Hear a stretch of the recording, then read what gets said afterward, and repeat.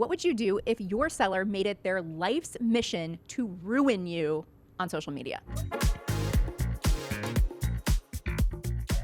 Well, that is what is happening to a realtor in California. His seller has taken to TikTok and she is blasting him till the cows come home about what he did. She claims that he published some financial information about her and her husband in the MLS, and it's causing their offers to come in hundreds of thousands of dollars lower. Let's watch this and check it out. What would you do if you found out your realtor's actions may have cost you hundreds of thousands of dollars and you didn't want your neighbors to make the same mistakes? I'm Annette, and after going through a nightmare listing experience, I decided I wasn't going to stay quiet. Last year, my husband and I hired a local realtor by the name of Brian Wickenack to sell our home in the Highlands.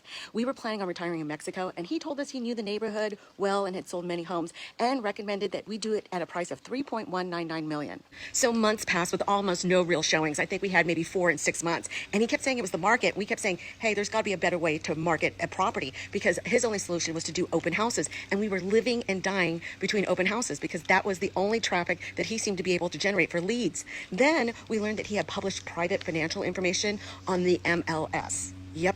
And what that did is that it drove all potential offers down by hundreds of thousands of dollars. We all of a sudden were priced at $3,199, but we were getting offers at $2.4. And it wasn't because we were overpriced. He had set the price actually for the listing. But because of that financial information, and no, it wasn't a short sale or anything like that, people thought that we were a distressed property, and we weren't. So we felt that our ability to sell had been harmed, and we asked to be released from the listing, and he said no. He wanted $30,000 for marketing, which we all know he wasn't spending $5,000 a month, because by that time we were at 6 months into the listing.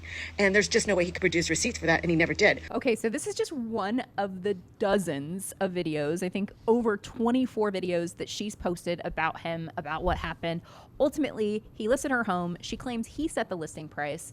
She didn't get any offers. She claims that the only thing he did to market her home was hold open houses. False.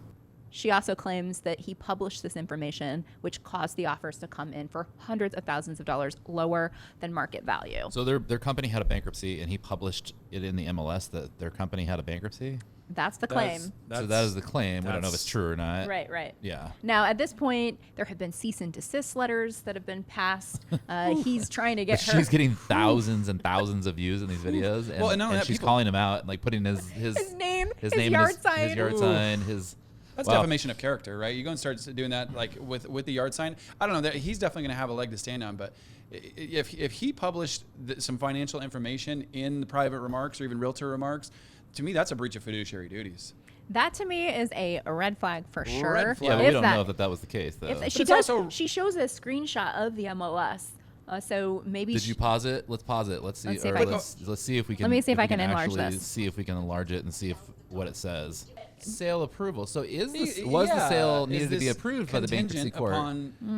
Because hey, a lot of people. That's required. If that is required, that's required. Like I don't necessarily want to wait for that. If I'm going to get excited to buy a house, and it has to be approved by a bankruptcy court. Yep. That could take months. Because there's over $250,000 worth of equity. But what she's saying is that it was a business bankruptcy. It had nothing to do with their house. That they did not need bankruptcy approval. And so, did he erroneously post in the MLS about the bankruptcy? And if he did, I could see why they were getting lowball offers. If they did not need bankruptcy approval, then yes, 100%. Right. He lied, and he should be.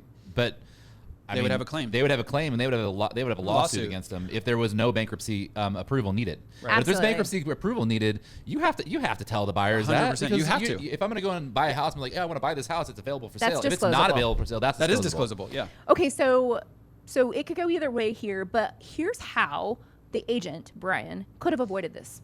He could have avoided this by sending them the MLS sheet with everything on it, including the private remarks, the moment he listed the property. And then if they had an issue or they thought that was made in error, they could have immediately caught it. Yep.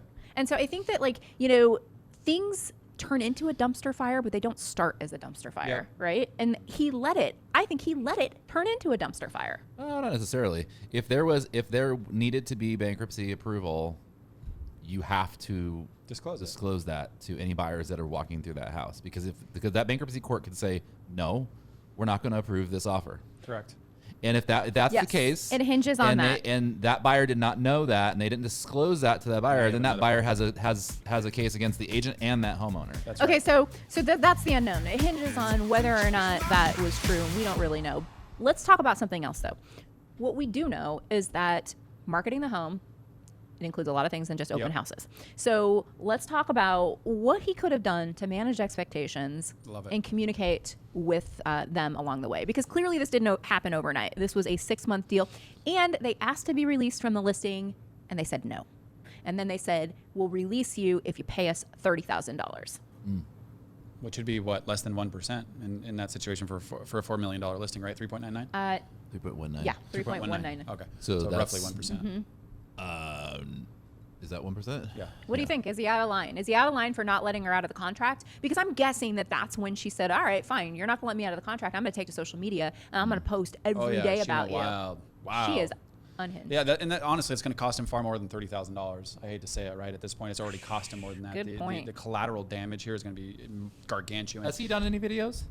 I don't know. Okay. Yeah, he almost needs to strike back with videos, unfortunately. Yeah, but then it turns into, like you said, a dumpster fire. I want to explore what you said, because I think that taking the advice and wisdom from Kayla there is how you avoid this by putting in progress reports. Progress reports can look like, hey, what is the activity in the MLS per the portal? What is the activity from Redfin? What is the activity from your private websites that are going on? Because there's all activity that's happening from the syndication of just simply putting the house on the MLS. Right? Like, those are things that are just automatic in today's times. So to me, that is my biggest issue, where she's like, oh, he's only selling it through an open house. We all know that's false in today's times. So What do we say, that there's three sides of the story? Yes. Or what do you usually say? You say there's 3 sides to every story. His side, her side, and the truth. Yeah. And no matter how thin the pancake, there's always two sides. I love that one, Elliot. That's one of the sayings that you say that I absolutely love, and I share it with my kids. Yeah. It's a good one. So what do you think? What could he have done differently? Is the seller truly unhinged? Drop it in the comments and let us know.